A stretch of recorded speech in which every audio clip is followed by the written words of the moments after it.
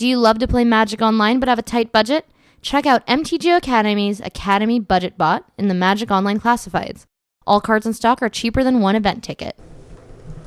Another round, another die roll 1.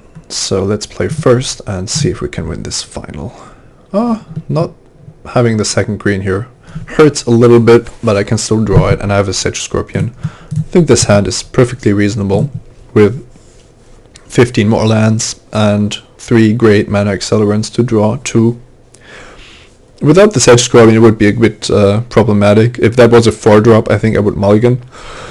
But Sedge Scorpion should give me the time that I need to survive here. Would also make Ordeal of Nylea a great draw. So I have a lot of draws that I wouldn't be unhappy about. Curious Dismissal is probably one of the weaker draws I can have here. There's a Swordwise Centaur from my opponent. And no play for me. Well, not the best 2 draw steps ever, but still, this game is far from over.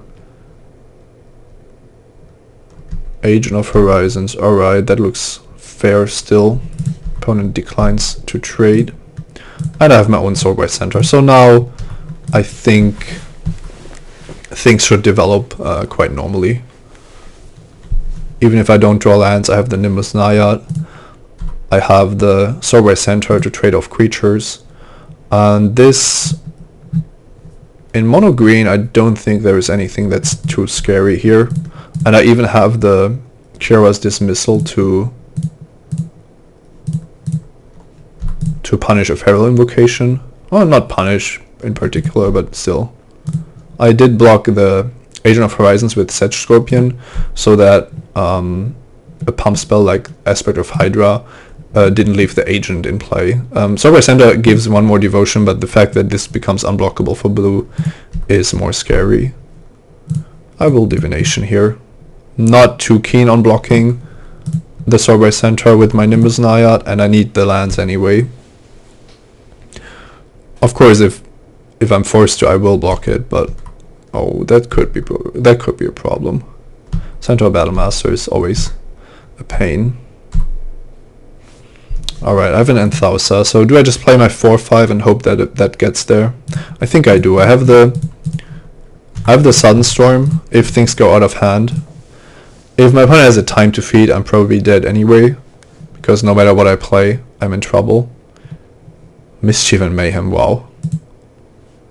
7-6 and 10-10. That's crazy. I have to block. I'm on 17, so. Alright, Sigil Starfish, a bit too late. I can flash in the Cockatrice, but it would only trade with the Centaur. I could Sudden Storm, but I think I'm losing if I do that. So I play something to trade with the Centaur, and then I hope to Sudden Storm afterwards, maybe by drawing an island that allows me to survive for a while. I'm not super optimistic here, but and it looks like I'm actually facing mono green. This is insane.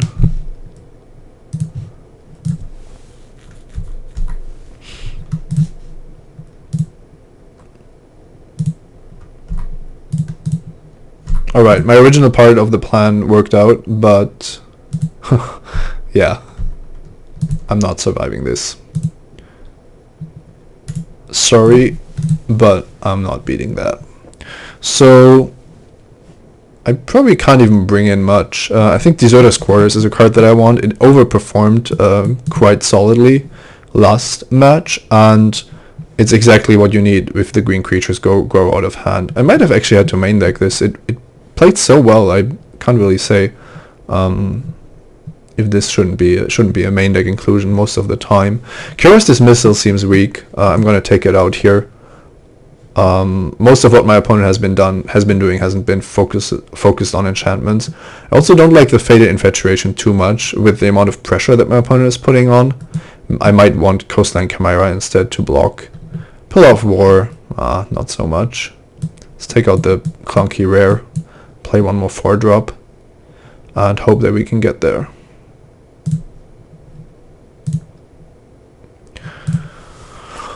Oh boy.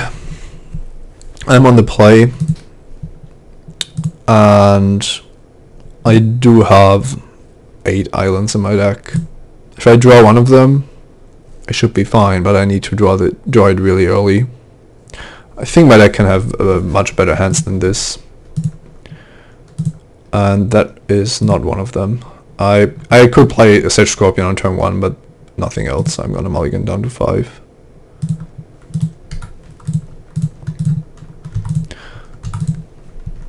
You could certainly keep the very first hand, because if you immediately draw an island or draw an island within the first 2 draw steps, then it will actually develop quite nicely with the divination and the starfish.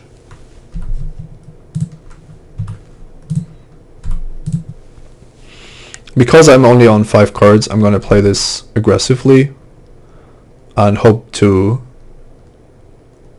well, somehow raise my opponent. I wasn't expecting Golden Hind to block there, but it is understandable. If my opponent is really mono green and has a 3-drop here, then the Golden Hind isn't all that important, whereas Sedge Scorpion does trade with arbitrary fatties that he might play. I'm kind of interested in bestowing Kira's Follower here, because I deal 7 immediately and my threats are diversified. There's a chance that Kira's Follower will be dominated by what my opponent plays, but I will also take a lot less damage because my opponent's creatures will both have to hold back. It's unlikely that my opponent has a creature that dominates Kira's Follower on turn 4.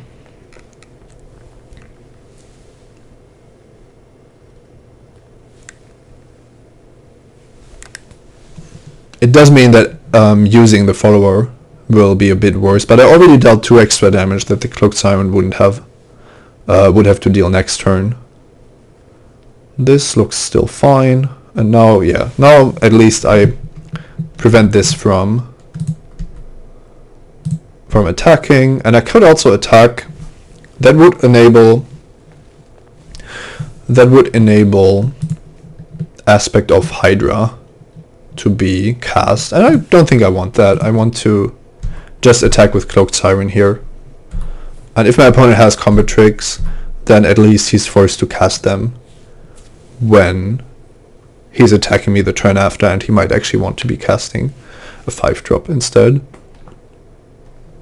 Staying on 20 is just worth quite a bit, I think. Snake. I will put 3 counters on this.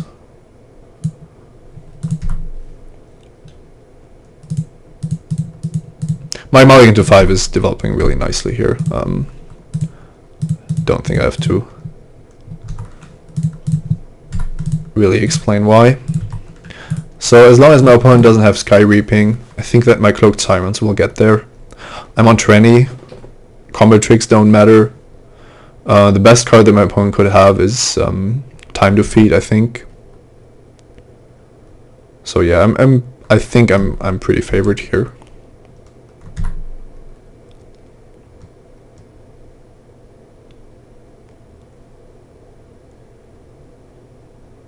Time to feed.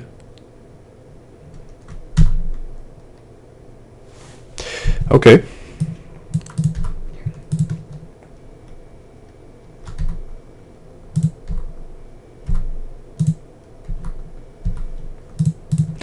I am attacking with the Coastline Chimera. I don't think that my opponent has any cards that just kill me out of the blue. And I still just deal an additional point of damage, so happy about that. So now I will force my opponent to have something here. And that's not the case. I would have untapped the island with Kira's Follower and then activated the Vortex Elemental as well. So mulligan to 5 got there. Just need to win one more game against mono green. And I don't think I have a lot to sideboard. The cards I took out wouldn't have been good, so that's probably a good idea.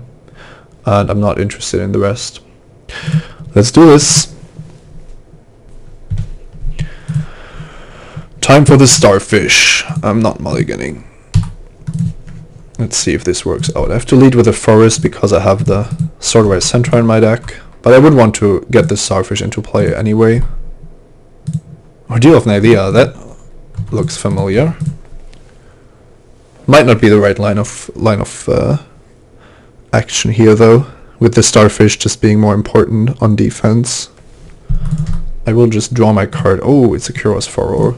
So I was planning to just cast Nimbus Naiad, but Curious Follower is mana, acceleration, and just incredible in this deck. So I think this is the right line. And I'm also probably just blocking the Lucre Kota with my Sigiled Starfish. It does allow my opponent to cast a combat trick to kill it, but if I don't block, I take 2 damage, and my opponent can always make the attack. So it's just likely that I would be taking unnecessary amounts of damage. This time around, I don't want to make this any larger than it already is. Could have Scryed in response to have some more information, but I think that's fine. Golden Hind actually doesn't look very good here. I want to draw a land to be able to cast Sealock Monster. So this is not a card that I want to draw. I'm going to put that on the bottom.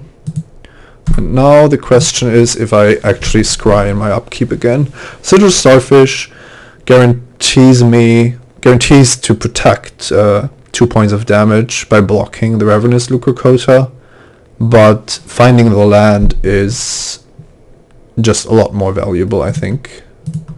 So I will scry again and keep the land on top. So you could argue that it hasn't really done much, but I guess that's more of a philosophical question. I do have to be aware of the fact that this Sealock monster might just die to a single 1 mana spell, and that I might want the Fleet Feather Cockatrice instead. That could have been a good card also to block the Ravenous Lucre Kota. It would be even better if my opponent is out of cards, out of tricks to play though. I'm also drawing towards Sudden Storm, which is a card that should be really good in this matchup. Sedge Scorpion should be good in this matchup. Carpenter's Favor, this is not too scary. Now the Devotion is at 4, so Aspect of Hydra potentially killing my Sealock monster. Well, basically always killing my Sealock monster. It looks like my opponent doesn't have it. Hero of Lena Tower is super scary, of course, but at least my Sealock monster lived, so I'm actually surprised here. I want to Fleet Feather Cockatrice. I also would like to draw a land.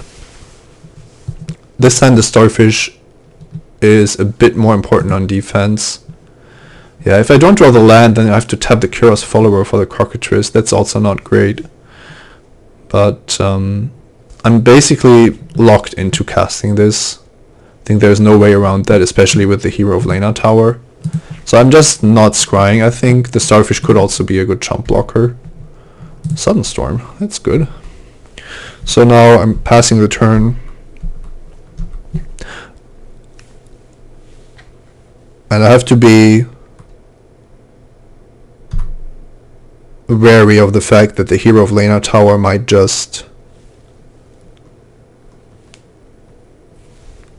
become huge. Oh, it looks like this is just attacking because it's it turns into a 5-power creature. I actually don't mind that at all. I don't really care if I take a bit of damage here because all I need is time. And if my opponent has something else to play, then he wouldn't even want to monsterify it.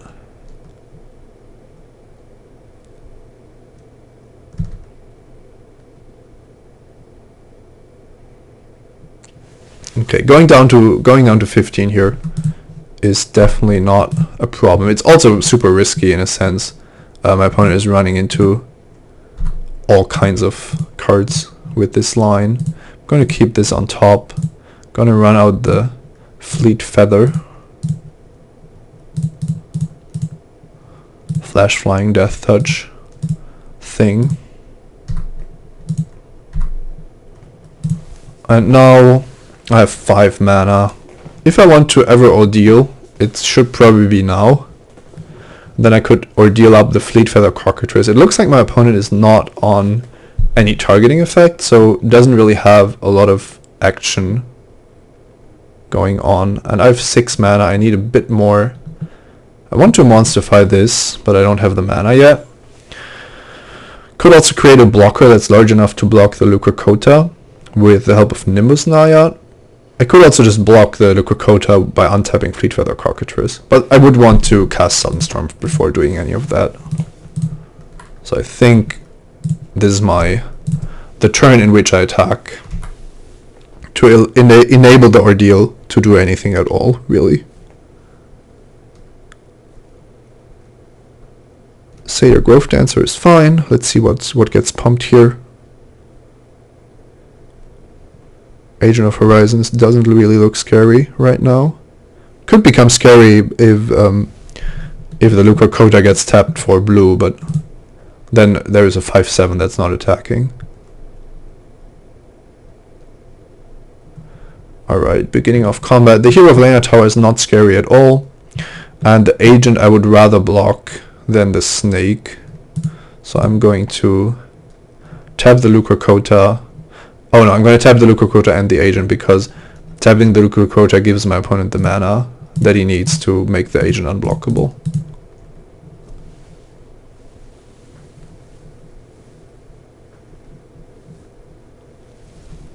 Divination. I don't really think that I want this. If I draw a land, I would actually want to monsterify this, I think, to deal the most amount of damage. I'm not sure. I probably can't afford to do that. No, Divination is not what I need here. I need more Sudden Storms. That's what I need. Does my opponent have the +X/+X spell? That's the big question. I did buy myself quite some time though. Looks like no attacks. Add a time to feed.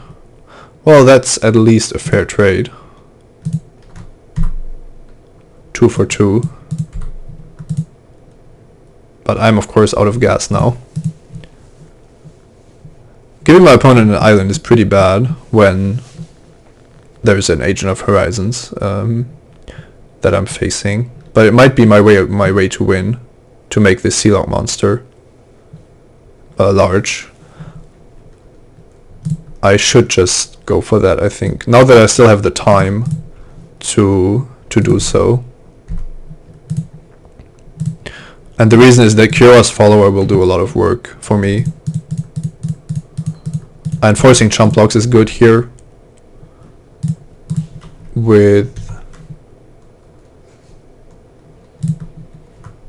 the Starfish also quite good on defense next turn. This also reduces the amount of devotion that my opponent has, and I will be able to Nimbus Naiad up the Sealock monster to just have a 10/10 flyer that virtually has evasion. This is a block that I'm happy to make. Down to 14.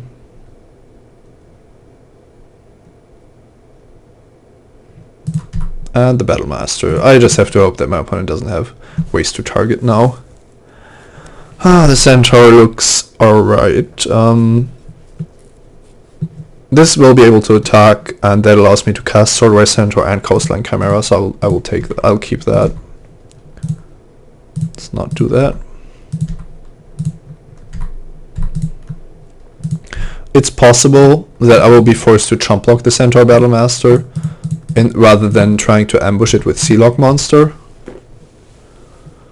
And I kind of want to get Aspect of Hydra out of my opponent's hand, if possible. But it's not clear if I actually have the choice to do that.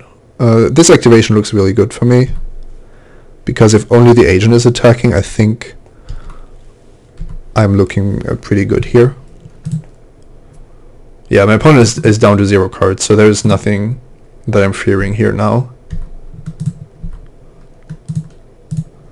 Let's scry for 1. Don't need any more lands. So I will put these both on the bottom. Alright, Nessianasp of the top. So now Sealog Monster could get blocked here.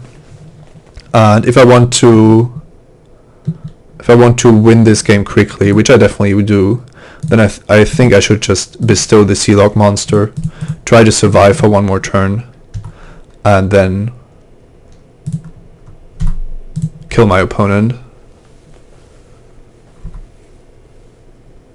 I'm dead to Aspect of Hydra because Agent of Horizons just kills me.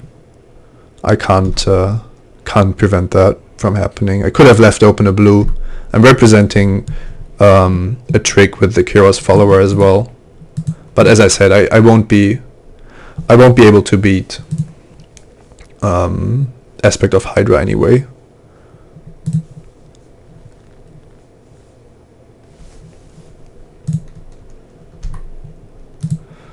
This is a good block. This guy becomes huge, so I better block it. This prevents quite a bit of damage if my opponent has a targeting effect, and this is also a good block. And Aspect of Hydra off the top, which kills me. Alright. There was no need for my opponent to attack with everything else. I had to give my opponent the island. I knew that was a problem, but otherwise the Sealog Monster wouldn't have been able to attack. And yeah, I didn't see a way to play this game that would leave me alive against the Aspect of Hydra. So I went with the aggressive Sealog Monster to end the game as soon as possible, which would have been next turn. And my opponent had one draw step, so I don't feel particularly bad about losing this game ultimately. It does mean, however, that Simon Says is over for today, and I'll be back in 2 weeks. Hope you're enjoying the show. This was the first time with the Journey into Nyx. Let me know what you think in the comments. Let me know what you like drafting in Journey into Nyx. I hope you're excited for the Pro Tour, because there is where we will see what the pros have figured out about the format. That's it from me, Simon Götzen, as always, here on Mtgo Academy. See you next time.